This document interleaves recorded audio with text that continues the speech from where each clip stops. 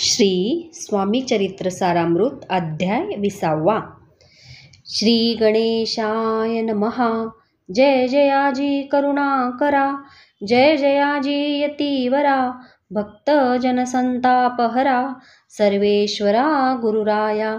वर्णिता समर्थांचे गुण, नाना दोष होती दहन, सांगता एकता पावन, वक्ता श्रोता दोघेही. असो कोणे एके दिवशी, इच्छा धरोणी मानसी, गृहस्थ एक दर्शनासी, समर्थांच्या पातला. करोनिया श्रींची स्तुती, माथा ठेविला चरणांवरती, तेव्हा समर्थ त्या ते वदती, हास्यवदने करोणी. फकीरा ते देई खाना, तेने पुरतील सर्व कामना, पक्वाने करोनी नाना, यथेच्छ भोजन देईजे. गृहस्थे आज्ञा म्हणून, केली नाना पक्वाने, फकीर बोलाविले 5 जण, जेऊ घातले तया ते. फकीर तृप्त होऊन जाती, उच्चिष्ट उरले पात्रावरती, तेव्हा समर्थाज्ञा पिती, गृहस्था ते सत्वर. शेष अन्न करी ग्रहण, तुझे मनोरथ होतील पूर्ण, परी त्या गृहस्थाचे मन, साशंक झाले ते धवा. म्हणे यवन याती अपवित्र, त्यांचे कैसे घेऊ उच्चिष्ट, याती मध्ये पावेन कष्ट, कळता स्वजना गोष्ट हे. आला मनी ऐसा विचार, तो समर्थांस कळला सत्वर, म्हणती हा भाविक नर, कल्पना चित्ती याचिया. इतक्या माझी साहजिक, कोणी भ्रमिष्ट गृहस्थ एक, येवोन स्वामी सन्मुख, स्वस्थ उभा राहिला.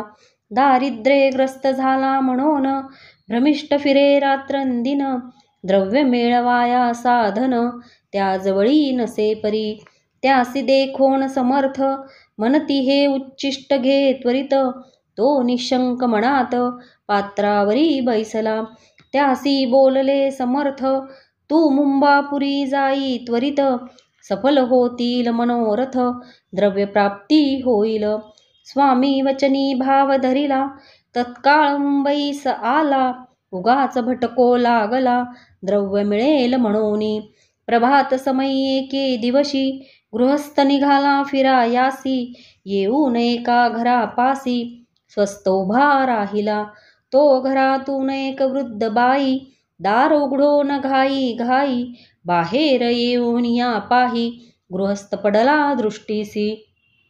तिने बोलाविले त्याला, आसनावरी बैसविला, 10,000 दिधला, नोटा आणून सत्वर.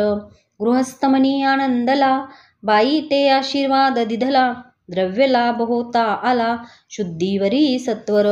समर्थांचे वचन सत्य, गृहस्थाली प्रचित, वारंवार स्तुती करीत, स्तोत्रगात स्वामींचे. इति श्री स्वामी चरित्र सारामृत. नाना प्राकृत कथा संमत, सदा ऐकोत भाविक भक्त. 20वाध्याय गोडहा. श्रीरस्तु शुभं भवतु.